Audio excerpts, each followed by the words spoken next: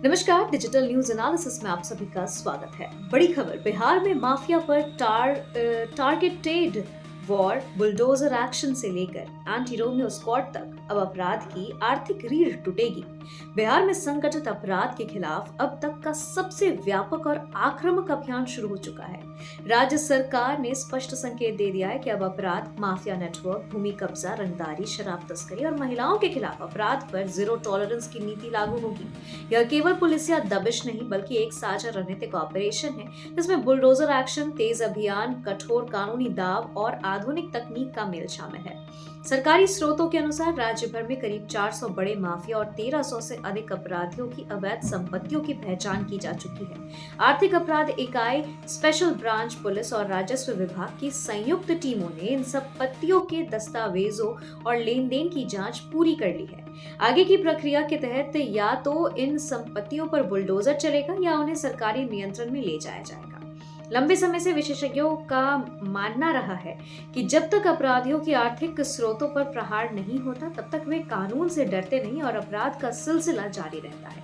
इस अभियान में सरकार का मुख्य फोकस इन्हीं कैश पाइपलाइंस को काटने पर है। शीर्ष स्तर पर बैठक करते हुए मुख्यमंत्री ने कई सारे स्पष्ट निर्देश भी दिए हैं, जैसे अपराध नियंत्रण में असफल रहने वाले अधिकारियों पर कड़ी कार्रवाई की जाएगी, किसी भी प्रकार की राजनीतिक या प्रशासनिक ढिलाई बर्दाश्त नहीं की जाएगी, एक भी बड़े अपराधी को कार्रवाई से बचने नहीं दिया जाएगा। सरकार का मानना है कि जब अपराधियों पर आर्थिक दबाव बढ़ेगा तो अपराध नेटवर्क स्वतः कमजोर होगा और संरचनाएं भी ढहेगी।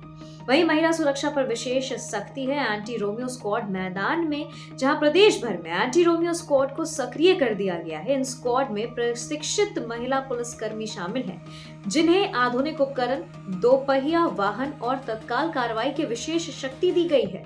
इनका उद्देश्य है स्कूल, कॉलेज, कोचिंग संस्थानों और बाजार क्षेत्रों में महिलाओं से छेड़छाड़ और स्टॉकिंग पर रोक लगाना, शिकायत पर तुरंत मौके पर पहुंचकर गिरफ्तारी और कानूनी कार्रवाई करना, महिला सुरक्षा का भरोसा पुनर्स्थापित करना है। सरकारी आंकड़ों के अनुसार हाल के महीनों में महिला उत्पीड़न से जुड़ी घटनाएं चिंता का कारण बनी थी, जिसके बाद यह कदम तेजी से लागू किया गया।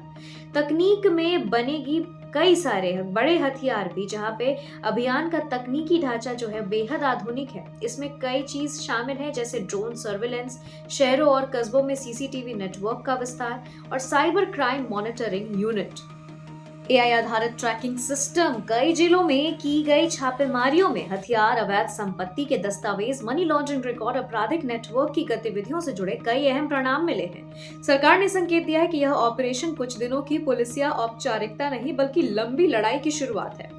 अपराधियों की नई सूची लगातार अपडेट हो रही है और अगले चरण में और नाम जोड़े जाएंगे। जनता की उम्मीदें और प्रशासन का विश्वास भी कहीं ना कहीं टिका हुआ है। आपको बताएं कि प्रशासन का दावा है कि इस अभियान से अपराधियों में भय पैदा होगा और नागरिकों में सुरक्षा का भरोसा मजबूत होगा।